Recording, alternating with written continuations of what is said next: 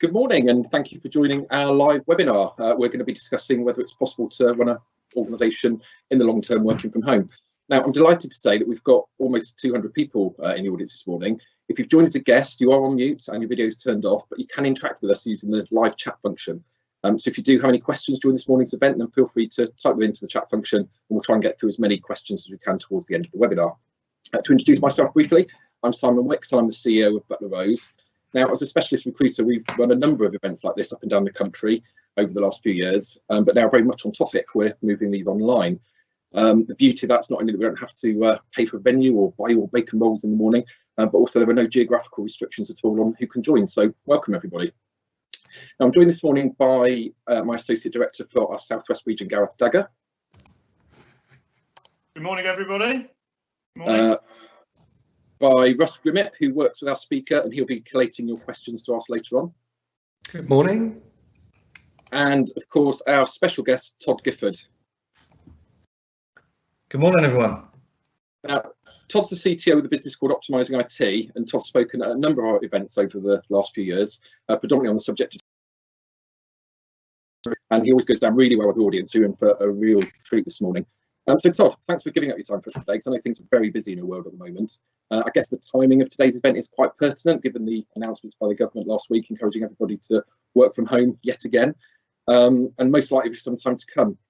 So look, I know over the last 6 months, you've helped a lot of your clients enable their people to work from home. I mean, certainly in our group, we had to mobilise over 600 people pretty much overnight to work from home. Thankfully, we already had those facilities for working from home set up, but it was still quite a monumentous task, although relatively painless. So I suppose my first question to Todd would be, should business leaders be worried about the cost implications of running a work from home business for the foreseeable future, and possibly if they wanted to, but forever? Yeah, thank you, Simon. I think fundamentally, I think there's a couple of things here to really consider. I think in the longer term. So I'll come right out and say it. Technology-wise, certainly the last 6 months and period of years before, we've proven that long-term working in a flexible or remote environment is perfectly possible. We've all been doing it for quite a while, and certainly just looking at some of the responses that come through on the questionnaire that we've posted already, the majority of organisations seem to have been pretty well prepared. For a long-term remote working, just looking across at the screen here on that. So, which is really, really positive. And, in context of that, if you think about organisations which have had multiple offices for, many years before the pandemic, they've actually all been working remotely from a technology perspective for a long period of time. It's just that they've been doing it on a big corporate network, with lots of siloed IT potentially.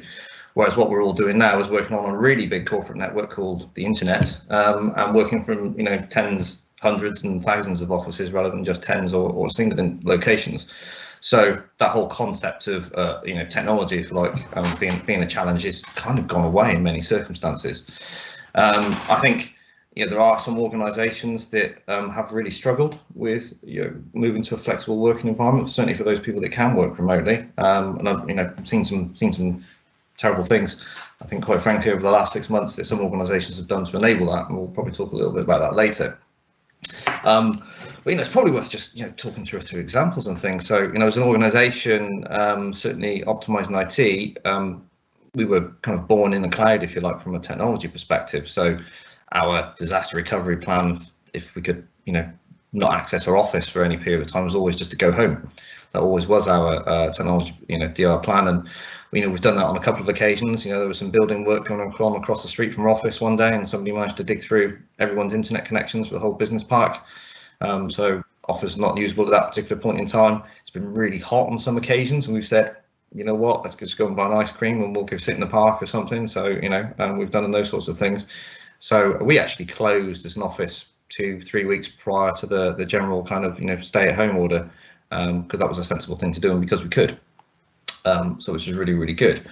I think certainly some organisations we've been working with over the last few months have really taken a shine to this flexible way of working, but have had more legacy environments. So they're having to go through a process of change in order to make sure that their environment is now up to speed and able to cope for an extended period of time with remote working, because of some of the things they've had to do to enable access. And I think, from a cost perspective there, I think cost of change is the real challenge to implementing technology in environments which are able to cope in the long term with this type of environment, as opposed to the actual cost of running things. So I mean, if you think about the technology we're using right now, this is part of our Microsoft Cloud subscription. Setting it up was pretty straightforward. I open up Teams, select create new live event, add some attendees, set the options and press save, and that's it, job's done, and away we go basically. You know, and the background that we've got behind us here is just an image that we've put together and displayed in the background, so we've got a nice consistent view there. And that's all part of your standard Microsoft subscription package, which is pounds per person per month. If you converse that to maybe 5 years ago, or maybe even more recently than that, trying to organise an event like this, it might have been some form of pre-recording, live audience, those sorts of things. It would have been a little bit more challenging. And so technology's come a long way in a very short space of time in terms of enabling this type of flexible remote working and collaborative type of environment. So yeah, I think that's the key thing for me, is making sure that your technology experience is consistent, no matter whether you're in the office, on the shop floor in a manufacturing plant, or long-term working from home, making sure that you can access the same tools, the same capability, the same productivity suite, and the same level of security moving forward. And I guess as well, there's the element of cutting down on other costs, particularly property costs. I know in our group, we're starting now to take out smaller office space because we just don't have as many people working in offices now. So I think if you're looking at it in the long term, I guess you can cut down your overheads quite drastically. Yeah, I think certainly it depends on your organisations whether that's something you're going to do or not. But I mean, I'll talk a little bit about some examples, and starting with us. So as an organisation, we've actually got 2 offices. And we're coming up towards the end of the lease on one of them in July next year, and we're likely not going to renew that. So we're actually going to scale back the physical office space. As an organisation, 90+% of what we do on a daily basis is remote anyway. So in terms of people on the service desk or delivering project capability or whatever that might be. So therefore, the notion of not attending an office every day to connect to the internet to do some work is not too much of a challenge for us. And that's a couple of examples actually. So I'm working with a recruitment agency at the moment. There are some, it's non-competitive in that space, which is good. So and they were very much an office-centric environment, and prior to the pandemic. But they've actually taken a look at that now and said, actually, what, this really works for us as an organisation. This flexible and remote working, because they keep some strange hours anyway, for example, and the notion of having to travel for 2 hours a day to go to an office to sit down and connect to the internet and access LinkedIn is kind of a little strange now when we look back on it. So we're actually engaged in a project with them to move them into a fully flexible kind of modern workplace environment, as we like to call it, so they can work remotely in the long term.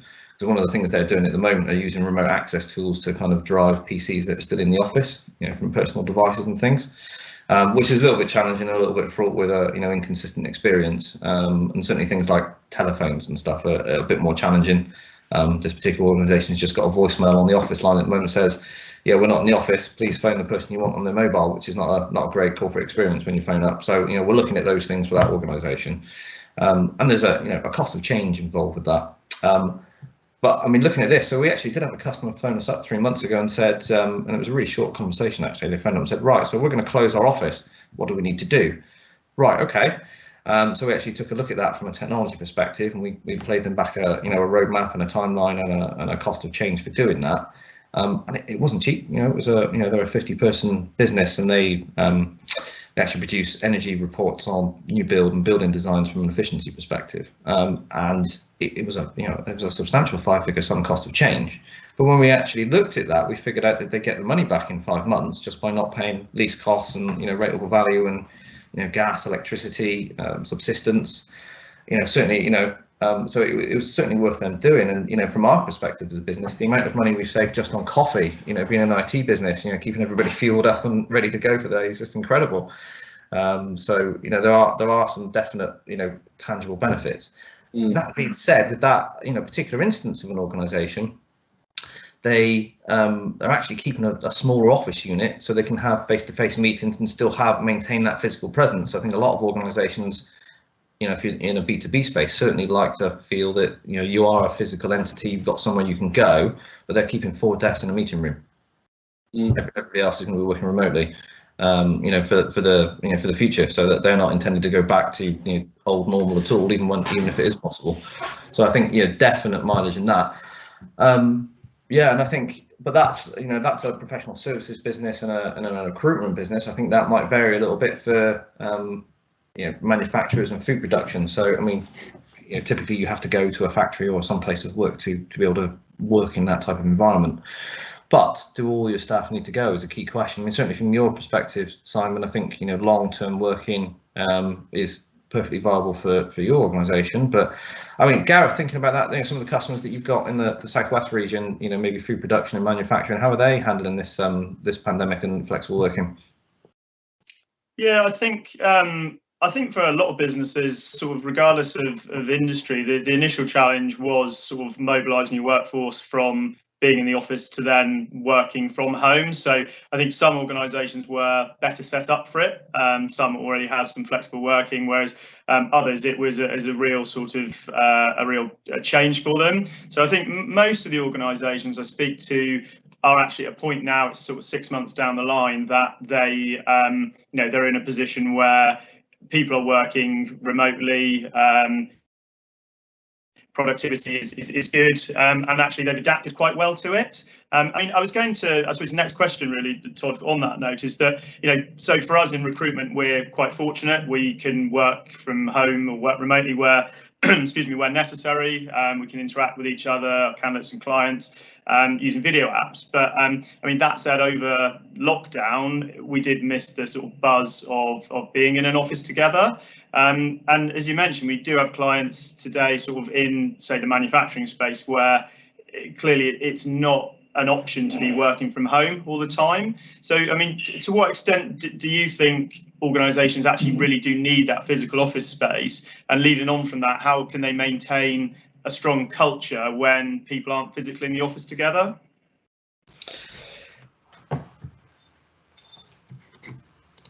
Yeah, so certainly from my perspective, that cultural element's really, really key. I mean, you know, certainly think about doing this in the old world where, you know, we would turn up at an event venue, and certainly I missed the bacon rolls. I don't know that my waistline would agree with that particular statement at this point in time, I've got to be honest, but maintaining that culture is really, really challenging. I think if you're used to working with your colleagues already, then maintaining the culture is going to be a lot more straightforward from a remote perspective, because you're already, you know, you've met the individuals that you work with, and, you know, you're used to having that level of interaction. I think for new starters, and I think for, you know, interactions with new people and new you know, new prospects, whatever the case may be, by a video call, I think everyone's got used to it, I think is the real truth of that. I think you do lack that kind of physical presence and that ability to, you know, build rapport a little bit across video, so that's a bit of a challenge, I think. Certainly from a manufacturing or, you know, a type of organisation which actually needs to be somewhere physically due to plant and machinery, or, you know, something else of that sort of nature, you know, transportation companies, for example, the consistency there for me is the key thing. So can all of your staff have the same working experience regardless of where they're physically located, be that in an office, be that in a manufacturing plant, be that working from home? I think the answer to that is yes. I think some organisations I've come across don't really have that experience. So one of our customers recently acquired another motor dealership site, so they're a motor dealership group, and this particular motor dealership, probably a little bit legacy in its technology approach, but they've got to flip between multiple client VPNs in order to work remotely, and actually there's one platform they can't access at the moment, purely and simply because there's no integration been done, and the technology that they've acquired is really, really old. So we're going through a process there of trying to modernize that for them so that they can have a nice consistent experience everywhere. And I think, you know, for those organisations that actually, you know, have to turn up to the place of work every day, that's great for the people that actually operate the machinery, or, you know, a part of that transport infrastructure or maintenance or something of that sort of nature. But do those organisations need to have all of the finance or the marketing department in the office all day every day? Probably not. You know, a rota might work really, really well for those types of organisations. I think, you know, you kind of look at that and go, actually, some of those large organisations have really big office spaces as well as big manufacturing plants. Well, actually, do you need that? Could you scale that back? you know, that move you're thinking about potentially for, you know, a bigger premises for manufacturing, do you need to do that if you can take over some of the office space, for example? So I think we're going to in the future see a world of flexibility and you know, change in terms of the way that people work, rather than a mass return to you know, office-based working. And certainly that's what we're seeing amongst our client base in terms of the way people are approaching that. I think, you know, some organisations, I mean, we've got some staff members, you know, certainly which are very keen to go to the office every day because, you know, they might live on their own, for example, or, you know, they're still working at the end of the kitchen counter with the kids running around in the background, and they find it a bit easier to kind of focus in work. So you're always going to have those situations where people will want to be in a, you know, an official working space. And I'm quite fortunate, you know, I've got a space at home where I can, you know, come and sit away from all the noise and not get distracted. But those things I think have been more challenging. I mean, certainly things that still apply, for example, so display screen equipment, you know, in terms of making sure your chair and your desk are all in the right place, and, you know, making sure you're not sat in an awkward position all day, still apply if you've got people that are working from home. So, I mean, Simon, is there, you know, any experience with that from your perspective in terms of, you know, what you've had to do to get people set up and working from home for the longer term? Yeah, there has been. I mean, we had you know, one person, one of our teams in particular, that had some back issues. So she had a really good setup in the office with a chair and her workstation all set up correctly. So yeah, we had to get a workstation assessment done, which she actually did herself, but could make sure that she had the right equipment. We got a chair sent to her as well, so she was all set up properly. But the first point you made as well about some people not being able to work from home, again, we've had people that, you know, maybe lived in a, you know, quite a small space, like you say, with partner, children, and they were very keen to get back into the office and actually, you know, get away from that, because they found it quite difficult working in that environment, or, you know, working in the same room as a partner, trying to work as well, and, you know, both on the phones at the same time. So yeah, so I think for some people it can be difficult, but, you know, in the main, most people have adapted to it well.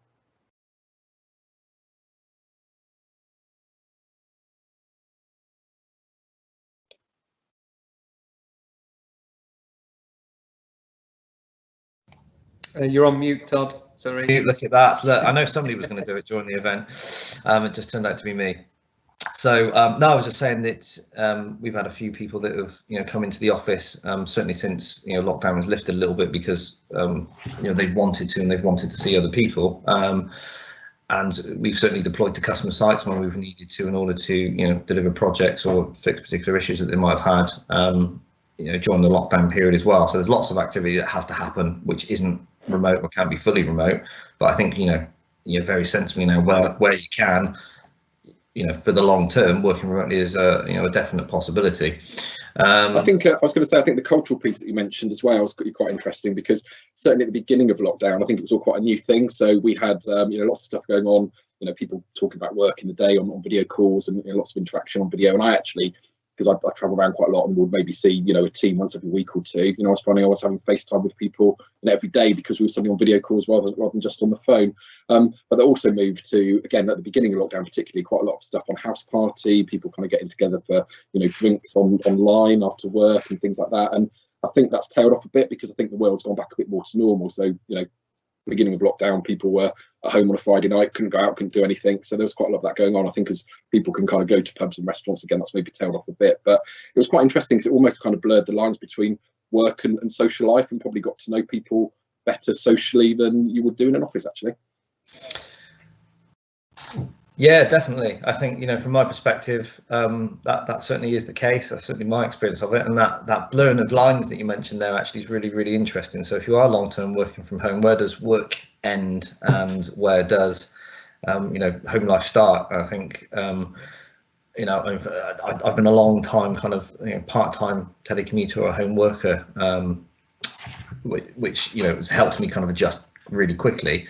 But sometimes when you think actually you end up, you know, in this environment, starting work earlier, finishing later, skipping lunch, and then doing a bit of work in the evening, just to think, well, because I can, actually it's really easy just to wander up to the laptop and start typing away, you know, and you know, push out that last email, or, you know, get involved with whatever we need to get into. So you do need a bit of diligence to stop doing those things.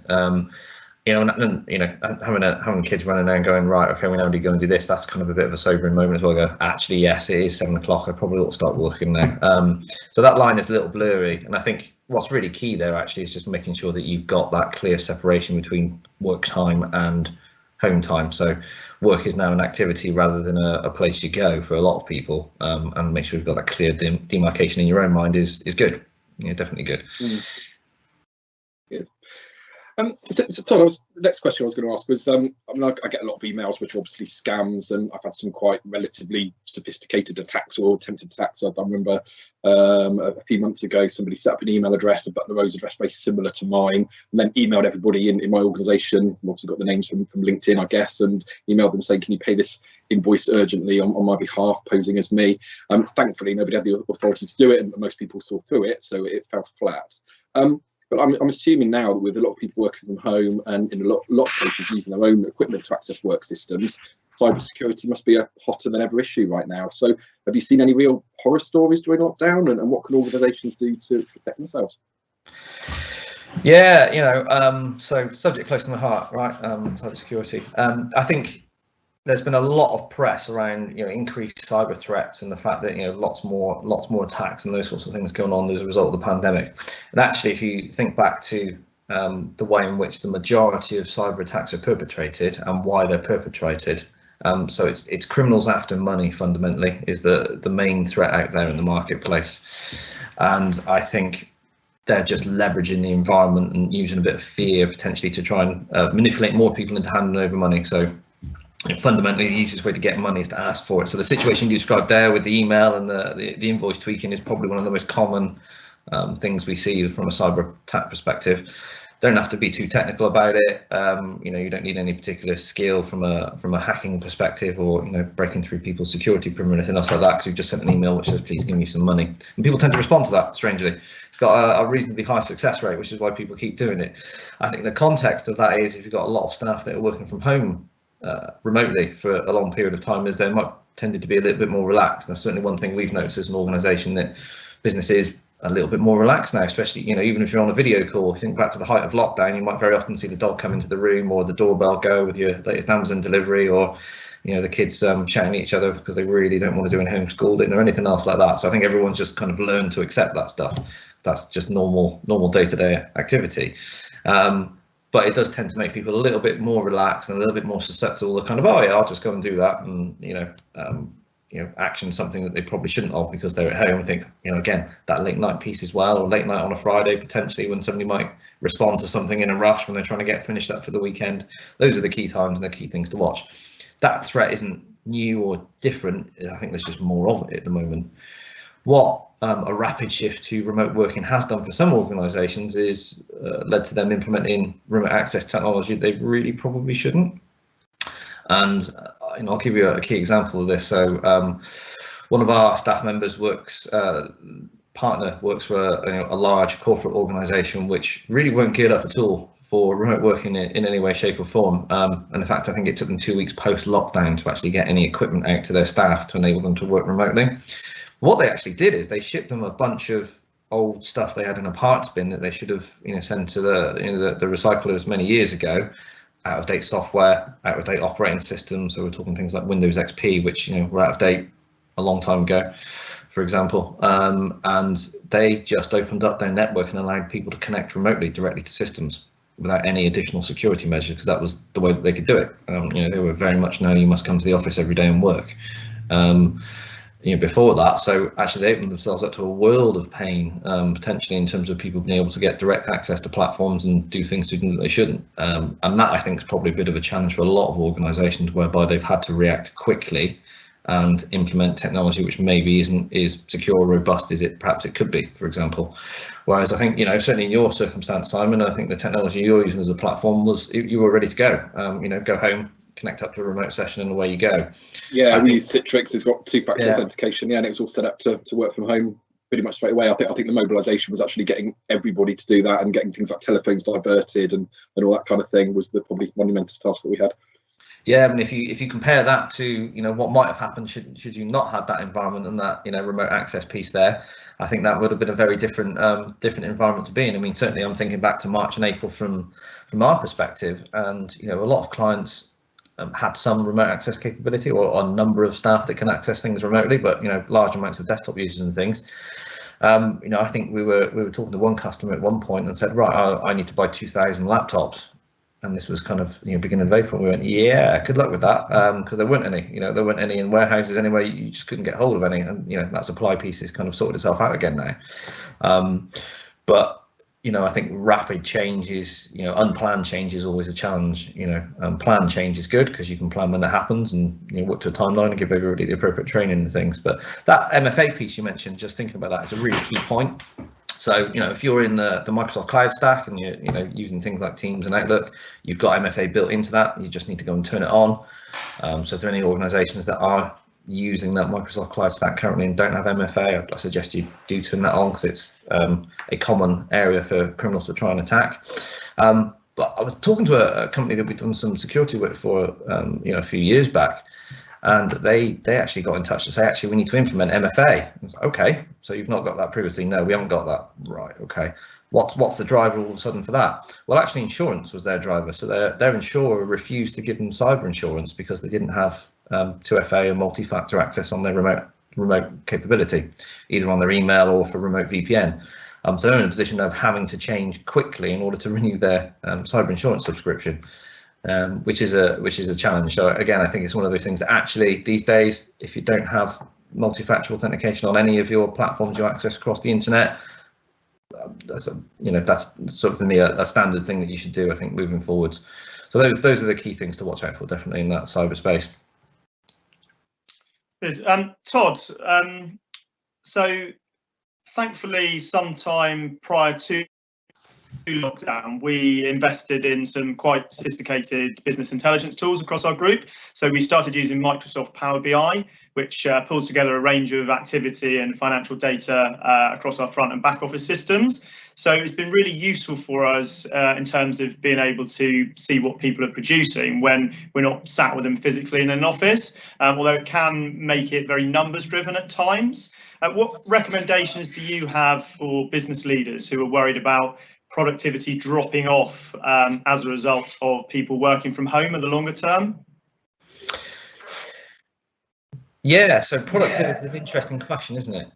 So I was reading something on the BBC News website a couple of days ago about an organisation which is actually using monitoring software to monitor what their employees are doing all day. I think Hubstaff was one of the tools they were using. And that actually just monitors keystrokes, takes pictures, video potentially even of what people are doing to make sure they're at their desk and they're working during the hours they should work at. That's probably a bit extreme, right? So what I'd say, really, I think you hit the nail on the head there with the numbers piece, Gareth, was actually what KPIs do you hold your staff to if they were in the office or in your manufacturing plant versus when they're at home? Should be the same. So worth talking again. I'll talk about what we do. So we've got 3 distinct types of operation in our business, if you like. So we've got the team that are on the service desk, so the people that take the calls and help people with incidents and requests for new things. They have to be logged into the telephone platform between a certain set of hours. We know how many tickets they should be able to answer in a day, how many tickets in a week, for example, how many calls they should be taking, how many emails they should be answering, those sorts of things. It's quite easy to measure their productivity and performance. Because actually, customers would call us up and complain if we weren't delivering the service that we say we were going to do. So that's quite straightforward.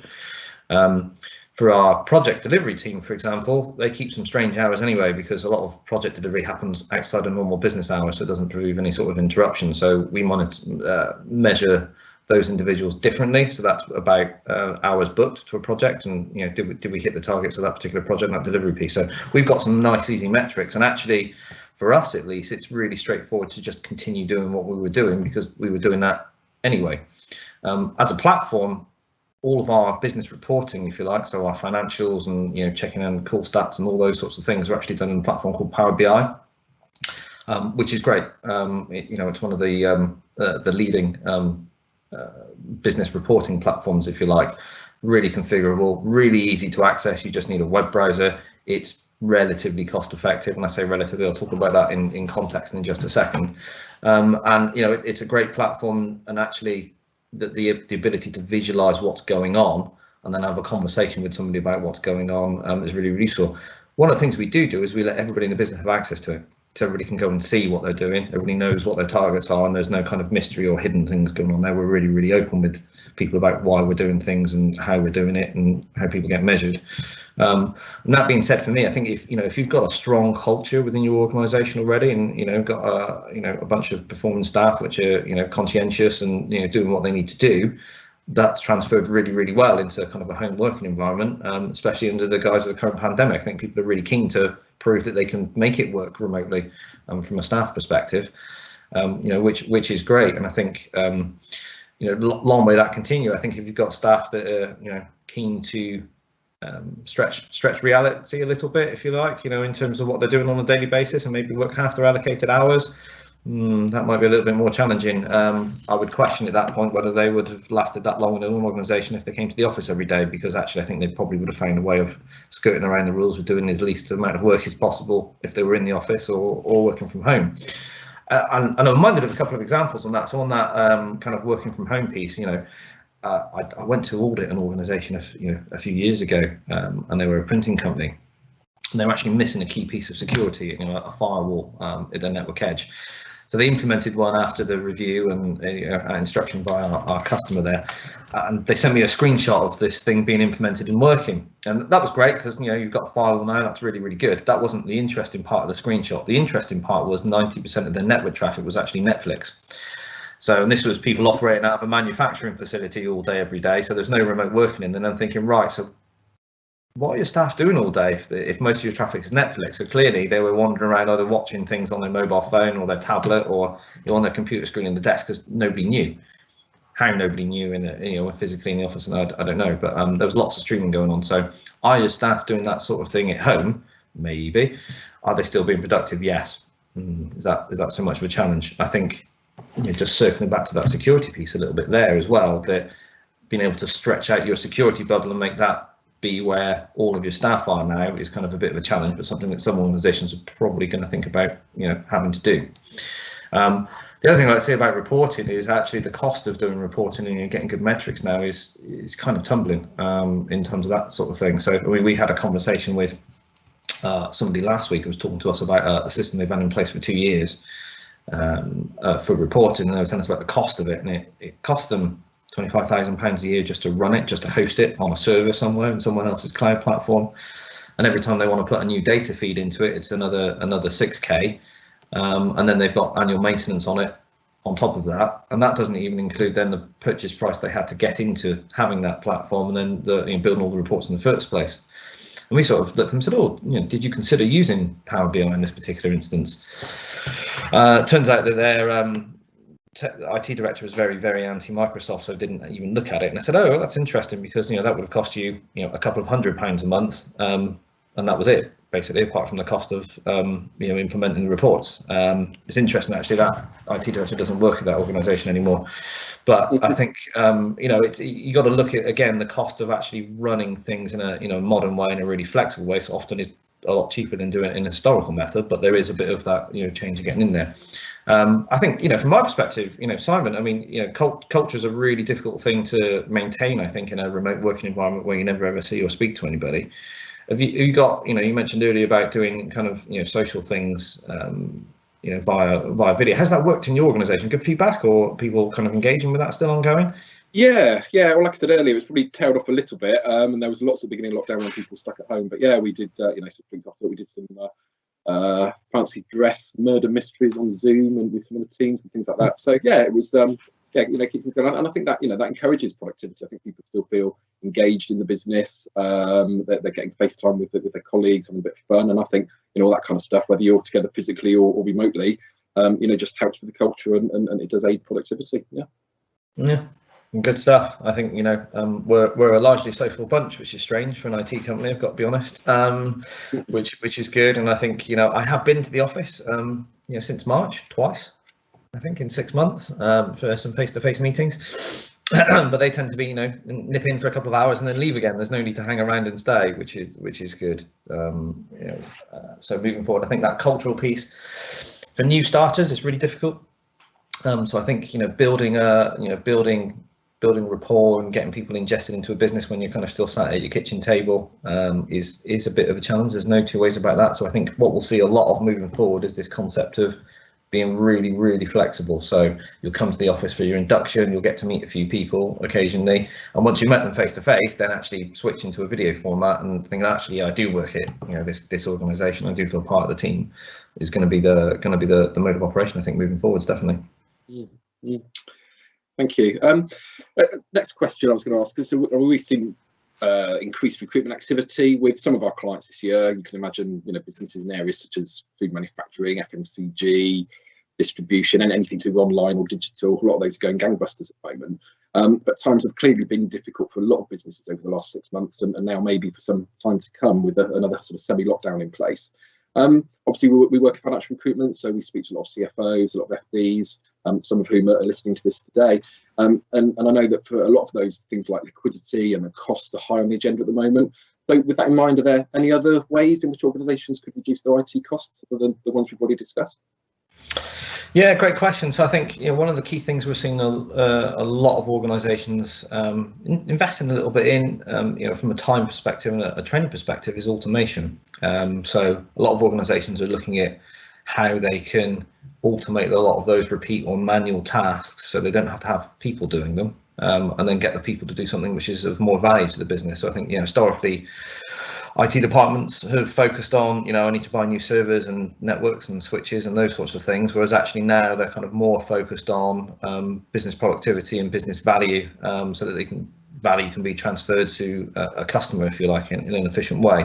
And I think that's about leveraging some of the capability that is out there to be able to take away those kind of tasks that are manually intensive, require people, and then don't really add a lot of value. A good example of that, so a company we work with a couple of years ago now actually got rid of all their inbound paper. So they're an insurance company, and they had a team of people sat in an office somewhere, and it took up the whole ground floor of the building basically. They used to sit there every day opening envelopes, taking out bits of paper, and then filing them away, and possibly doing a bit of manual scanning occasionally when they needed to email the document somewhere. So what this organisation did is they went and outsourced the paper in, or the return mail, if you like, to a company which had automated scanning, so they could actually stick the envelopes into a machine, open them, unfold the paper, scan the environment, and then upload the documents into a document management system. And they took away all that paper, so they freed up an entire floor of their office space, and were able to do something more productive with it. And they were able to get more bang for their buck, if you like, and they actually replaced the team of people that did the opening of the paper with business analysis, so they could actually look at what their business did on a day-to-day basis and get better value out of it. And I think that's the key thing really from that perspective, is look at how you can drive more value and more capability out of what you are spending, rather than just look necessarily at cost. Obviously there is cash flow consideration and those sorts of things to take into account, but I think certainly in the modern way, and again, using the example of the questionnaire that we've got today, that we've just published in the Q&A section, there is part of that Office suite. Didn't have to pay anything more to do that. I just create a few questions and away we go. Great bit of capability. You can actually do some really clever stuff with that in terms of automating the responses and emailing out reports and things. And all that capability is there. You just need to go and kind of leverage it. I think that's something we're definitely seeing a lot of in the marketplace, where people have invested in a particular type of technology and not actually made the most of it. They're using maybe 10 or 20% of the capability, and they could do a lot more with it if they spent a little bit of time figuring out how that would fit their particular environment. Yeah, it's quite interesting what you said about the paperless environment, because obviously we're in recruitment, so traditionally there's always lots of CVs and things like that kind of floating around in offices, and I think some of it is breaking habits, because I've still got people in the business that are used to printing off a CV, writing notes on it, and they like to still do that, even though it's just not necessary in this day and age. So we're trying to move kind of more more paperless and try and get rid of paper altogether, but sometimes just changing people's mindsets, I think. And one of the things you mentioned as well was that it was about sort of using a system like DocuSign to sign things electronically. I know up until fairly recently, the last one was only a few weeks ago, but we had organisations that actually wanted a wet signature on a piece of paper and wouldn't accept something that was electronically signed. What are your views on that? Well, a recent experience I had. So one of our staff members had to go to court. It's jury summons, so it's okay. So I had to fill out a little bit of paperwork there, and I got emailed through a PDF, and I could type some stuff into some of the boxes, and name, dates, can the staff member come back to work if they're not needed? Well, yeah, absolutely, that's completely fine. Then I got to a section which I couldn't edit electronically. It said put your company stamp here, and I'm thinking, now I'm of a certain age, but I don't remember company stamps at all. And it said, if you don't have a company stamp, please attach a compliment slip. Right, okay. And that was also a bit of a challenge, because obviously I don't know if anybody uses complement slip, but I don't think we've got any. Back in the 1980s, I think maybe. Yeah, and so I'm looking at this and I go, okay, right. And this is a document that this needed wet ink on it as well. I'm like, right, okay, this is a challenge. So, I live 100 miles away from where the staff member was. So right, so I had to go find my old printer in the shed, dust it off, hoped it worked, plug it in, print this particular piece of documentation just so I could put some wet ink on it, and then I had to stick it in the post. And it was crazy. I think, in the days of, certainly MFA, and if you think to, modern tech like, fingerprint readers on your telephones that just glance across at that, there's no argument about the fact that it's actually you on the end of it. And if you think about it in context to this, it's, you can go online, lease a car for 5 years, state your name, put in your address and your credit card details, and away you go. You go, right, okay. So that's all good. Kind of, I'm really a real person. Plus, you have to put your address in it so you can actually get the thing delivered as well, right? So I think, that the whole notion of wet ink now is kind of like it's just a pain, is what it is. It is just a pain. I don't see any technological reason as to why it's still needed. And surely anybody can forge a signature, so using electronic signature is surely a lot more secure anyway than actually signing a piece of paper. Absolutely, and I think think about I had an experience recently of one of those trying out one of those online challenger banks, for example, in that way, and it you sign up, you take a picture of your driving license, you do a little video, for example, that say you are, and they go off and do some checks in the background. And I think if you actually walk into somewhere, do they check your photo ID? No, they ask for a credit card and utility bill. Might not be me. I've just got the right bits of paperwork, right? If you've got a colour printer and an internet connection, it's quite easy to fake a utility bill as well. If you know what the format is, you could just make one up that would look convincing. So I think the world has moved ostensibly online over the last 5 to 7 years, and that's just been accelerated by the pandemic. And I think now we're in a position whereby actually having to do anything with paper or wet ink is actually now more hassle and of less value than doing it electronically, personally speaking. So absolutely, I would think about how you can get as much of your day-to-day activity digital as possible and make it easy. Making that process easy and making it consistent and making it secure. It's all possible to do, and I definitely think that organisations that are still using wet ink need to think about how they move away from doing that moving forward. Good. Thank you. We've got a few more minutes. I think Russ has been sat in the background on the call. He's done a great job of coordinating and facilitating the call today. So thanks, Russ. I think Russ has been collating some of your questions in the background. So Russ, are there any questions that you've got from the audience for Todd? Yeah, so there's a few questions. Hopefully I've answered some of them and given a decent enough answer. There's a couple that I'm going to distribute between the three of you probably. The first one is from Steve, and he says one of our bigger challenges of working from home is getting effective collaboration on projects and non-business as usual activities. Are there any hints on great online or team collaboration tools? I'll throw that to you, Todd. Sorry, Russ, just what was that last bit of the question there? Are there any hints on great online and team collaboration tools? Yeah, I mean, I think there's a couple of really good ones. So we're using Microsoft Teams to deliver this live event, and actually it's something that we use extensively both internally in the business and also to liaise with customers. So if you configure it correctly, I can type a message, an instant message, and get directly through to some of our clients. And we can have instantaneous online meetings, so you can literally just dial somebody and add people into a call, and then you can work on things collaboratively. You can also share documents and kind of draw all over those, and show things in real time, share screens and those sorts of things. It's a really good collaboration tool. There are others out there, so Slack is a popular alternative. Certainly, if you've got a large development community within your organisation, that's really popular. And then you've got some of the other tools which are more specific around video conferencing, like Zoom or Google Hangouts, which are easily accessible in a web browser and good to use. I think the key thing with any piece of technology like that is actually getting the most out of it and training people how to use it.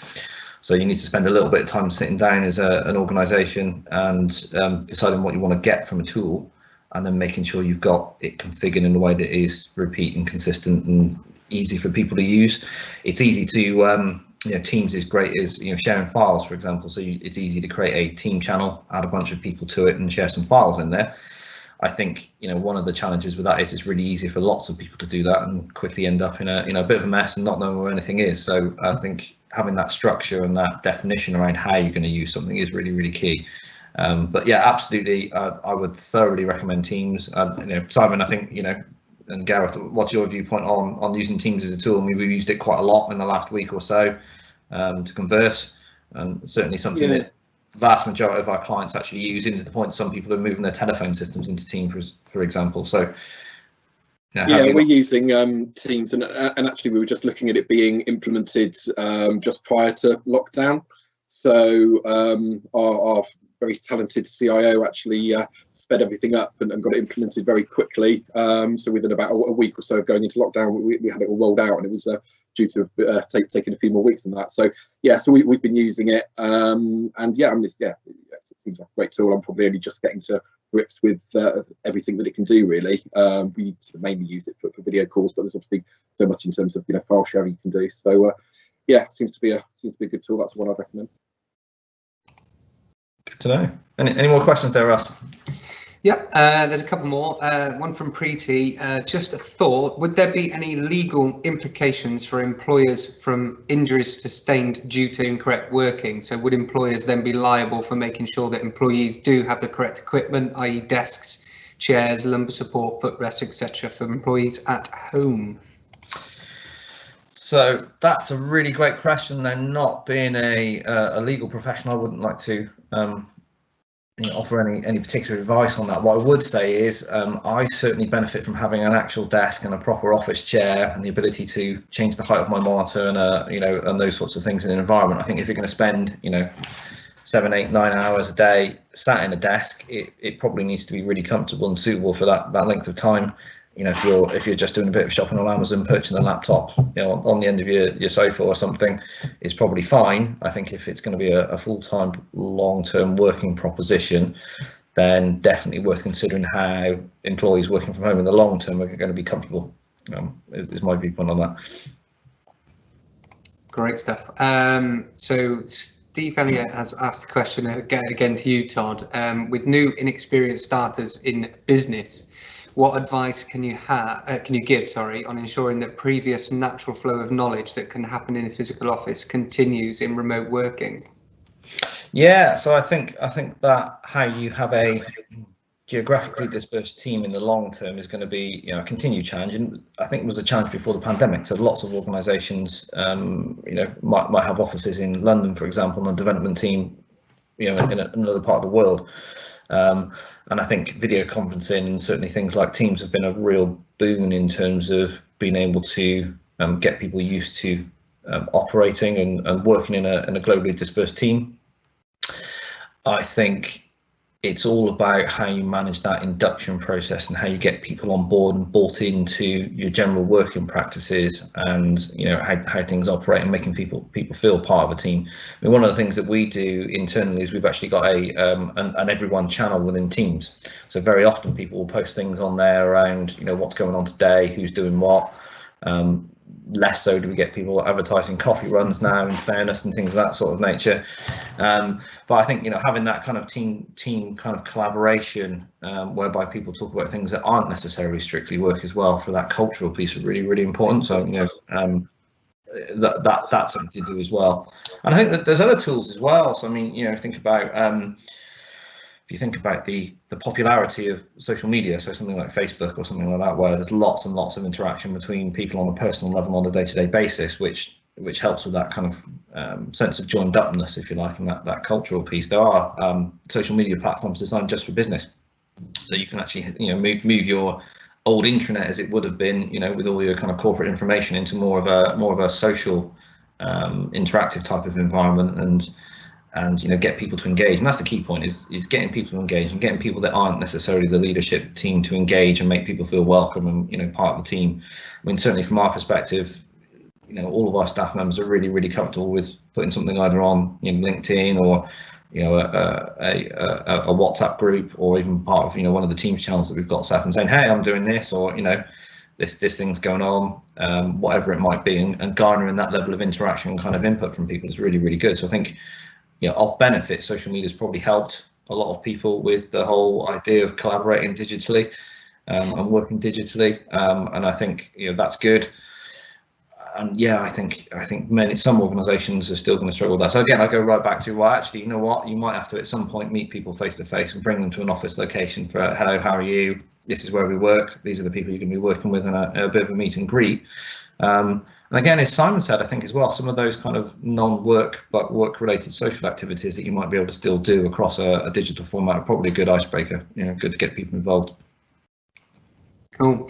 Simon, I'm going to send this one to you only because I think we talked about this recently, or you've got some experience anyway. John wants to know, he'd be keen to hear how other organisations have dealt with requests to work from home from overseas locations. They've had instances where foreign workers have asked to work from their home countries, but apparently this can give rise to some tax issues, apparently, especially if an employer doesn't have a permanent establishment in that country. What are your thoughts on that? Right, okay, I can't say I'm an expert in that. I mean, it's actually Butler Rose, we operate predominantly in the UK as a group. We do operate internationally. I mean, the only insight I've had into that actually is we did have somebody, this was pre-lockdown, that relocated out to Spain. And it's not that long ago when we were of the view that recruitment can be done from anywhere, really. She was working a market in the UK, so she did actually go out to Spain and was out there for a few months, and we set her up to kind of work remotely from over there. So I think there were some tax implications around it, because obviously you had to pay tax out there if she's going to be out there for a certain amount of time. But I'm not an expert in the tax implications, I'll be honest. Probably a difficult one. I'd say definitely do some research on that. Gareth, I'm probably going to give you the hardest one, quite possibly. Sorry. Thank you. Steve Elliott has asked, with clear psychological challenges involved in home working and recent studies suggesting that people that score on high on honesty tests, etc., are more likely to work better from home. Do you think there'll be an increase in tests such as like the Myers-Briggs personality tests in recruitment drives when recruiting people at the moment? Yeah, thanks for that question, Steve. Yeah, I think it's an interesting one. I mean, actually, a few roles recently that we've been recruiting for have been looking at different tests. So had one recently, was a McQuaig test, actually. So the candidates went through, they had an initial test interview, and then another sort of during the interview. So I mean, I won't say that was specifically due to the fact that people be working remotely, but it did give an insight, I suppose, into sort of different traits of behavioural traits as well as capability. And I think there probably will be more of an impetus on that. Some of those sort of core elements that Steve's mentioned about honesty, conscientiousness, because as you say, the working from home thing is largely based on trust, isn't it? And I think I wouldn't say that people would rely wholly on these tests, but I think they can be used and probably will be used more as part of the recruitment process to, I think any recruitment process you want to try and ascertain, is this person, A, have they got the capability to do the role, and B, culturally, have they got the right attributes in line with the culture of the organisation? So yeah, I mean, it's a very, very good question, and I suppose only time will tell. I mean, I won't say we've had lots of clients that are saying, right, what tests are available, we're looking to do this, but certainly there have been some recently that have that as part of their process, and I think it is probably something that will be more prevalent moving forward. I mean, we actually in some of our recruitment process we've used the McQuaig test mainly for sort of behavioural profiling, and it does give some interesting results, and I think I always think anything that will aid a recruitment process and effectively increase your chances of getting the most suitable person are beneficial. So yeah, as I say, I think time will tell, but I wouldn't be surprised if that is more prevalent within companies looking to recruit to try and ensure they're getting the right person for them. Great answer. Great question, definitely. There are a couple more that's just come through. Todd, are you replying to that zero question, or? You're muted, unfortunately. Thank you, Russ, for pointing that out. No, I was just having a reply to that one actually, because that sounds like a specific case. So just for clarity, the question is around, can we limit what reporting different people can see from Power BI and Xero? And I think the answer to that is quite probably yes. We just need to understand a little bit more in detail about how that's currently being done in order to be able to figure that one out. So that might be a one we might have to take offline. Sure. There's one more question, definitely for you again, Todd. Can you comment on the main areas where cost efficiencies can be gained when moving from an office to home working environment? Understanding the generic cost savings in terms of rent rates, ongoing office costs, etc., and where else can savings be made so investment can be made in other areas? Yeah, that's a great question. Now, without knowing too much about the organisation in question, one of the key things that I think will offer some long-term savings is the way in which your IT environment is delivered.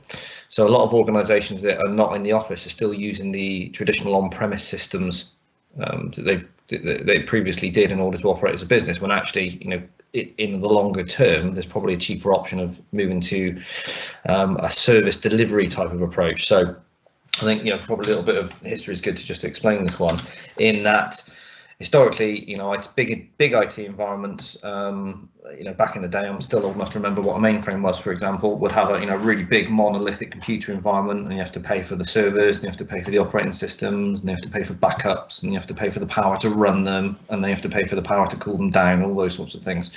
And actually that was all there to deliver some sort of service to the organisation, be it email, be it the finance function, you know, a bit faster than whatever the case may be.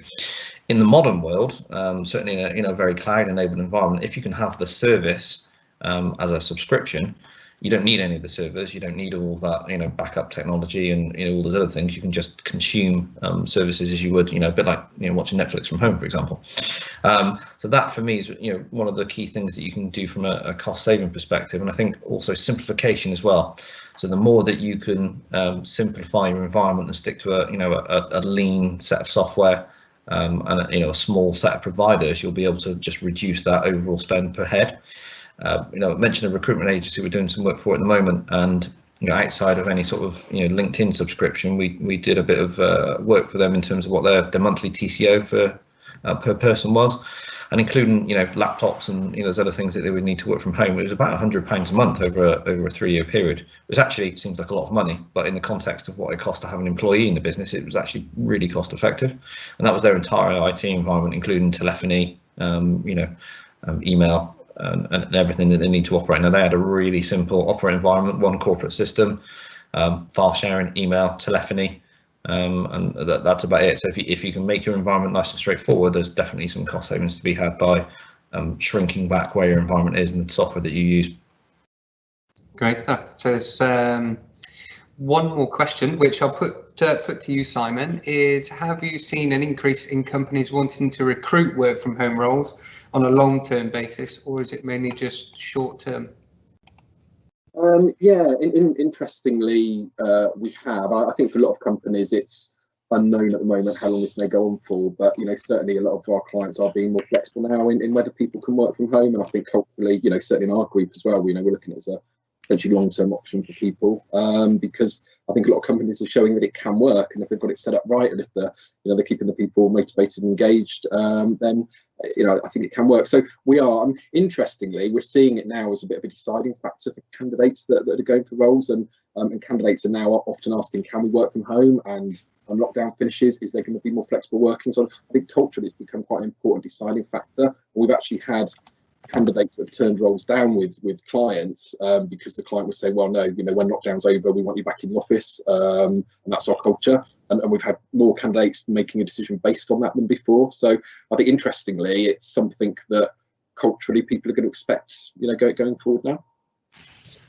I think just to add to that, if I may, I Thank you. So I think what we found as well at the moment is that, as Simon said, a lot of candidates sort of requesting to work from home, and it's going to be interesting to see how things do pan out in the longer term with regards to the working from home, because we've had some clients that have said to candidates, okay, yes, you can work from home initially, but haven't fully committed to when things do go back to some sort of normality, whether that is going to be something that they will have contractually. So I suppose there's a whole big piece as well in terms of, are people going to change their contracts to say, well, actually, rather than you're expected to be in the office with some flexible working, whether they will sort of flip that on its head a little bit. But there's certainly, I wouldn't say reluctant, well, there is a bit of a reluctance, I would say, of some clients who actually fully commit to saying, right, yeah, in the long term you will be working from home. So it's it's quite interesting how that will pan out and whether it will fully change. I mean, I suspect we'll probably have somewhere in the middle. I think there's definitely going to be a lot more flexible working, but I think a lot of places are reluctant to sort of fully say, right, well, your contract will be you're going to be working remotely predominantly with some work in the office. So but it's obviously very topical and something we're coming up is being talked about by candidates and clients on most of the roles we're hiring currently. That's great. I think that's all the questions that we have on the Q&A. Yeah, I just from my perspective there, Russ, I did just spot one about struggling to work on Safari. Again, I think that one might be something to just understand a little bit more about the context. So I think we talked earlier about people using personal devices to access business environments, and I'm minded to think back to a customer that the one with the really expensive reporting platform, actually, who have a lot of users that didn't have home PCs and just had things like iPads and Chromebooks and things, and the theory being there that actually it's in a web browser. The main platforms that organization use are in a web browser, so it should be easy to work on any platform, right? Turns out that's not the case. So many bits of staff feedback there around the fact that screens are too small, or trying to type something on an iPad takes too long, or any of those sorts of things. So I think the platform that you use, again, I think we've reached a point where, as much as people love to hate the Microsoft stack and Windows in a business world, most things tend to work in that environment. So we're certainly seeing people moving back to, or just issuing Windows devices to people. And that actually, one thing that has worked quite well for people just on that front is using a personal device, but using it to access some sort of centralized platforms, so what we might call a remote desktop or virtual desktop environment, and that's perfectly possible to do with a consistent experience from a personal device.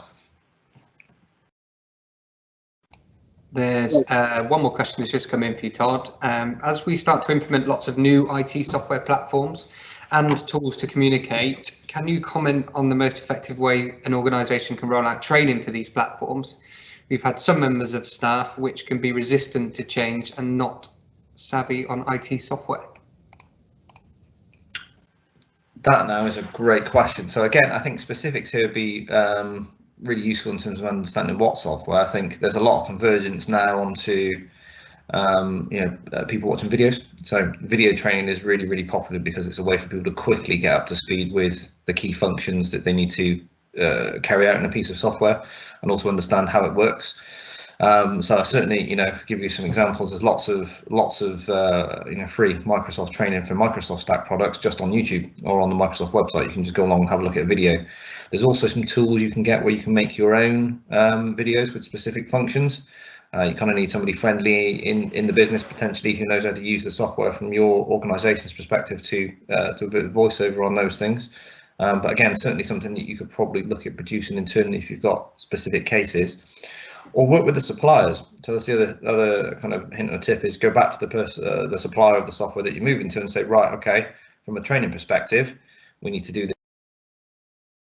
What material have you got? So a lot of those organisations should actually be in a position now to deliver good quality online training to staff members that need to learn how to use a new tool. Excellent. That's it for the. Oh no, hang on. They keep coming in. Oh yeah, no, sorry. It's just somebody saying they'd like help using Teams on the Mac. That's it for questions, and I think so. Back over to you, Simon. Okay, right, fine. Well, so just to wrap up then, just a couple of things. Obviously, this is quite an interesting topic, and it's good to see so many people joining today, and most people still here as well. So and asking lots of questions. So we are going to be setting up some roundtable events between ourselves and Butler Rose and Optimising IT. There'll be some smaller audiences. We'll all be on video together, and we can have some good discussions about this. You know, with Todd on there as well as the expert. So if anyone's interested in joining those, get in contact with us. Hopefully, you've got our contact details. If not, they're up here, so do get in touch with us. Also, we've recorded the event today, so there will be a recording available. So if anyone wants it, I mean, if you're that enthralled that you'd love to watch it again, but particularly if you've got any friends or colleagues who might be interested in seeing it, then again, drop us a line, or we can send you a link to the recording of the event today. And finally, we'll be organising more of these, so hope to see you at some future ones. So thank you to everybody who's joined the audience today. Really appreciate it. Hope you found it engaging and informative. Todd's been great. So yeah, thank you to Gareth, thank you to Russ, and particular thanks to Todd, our guest speaker. And we'll see you again at some future events, hopefully. Have a good day.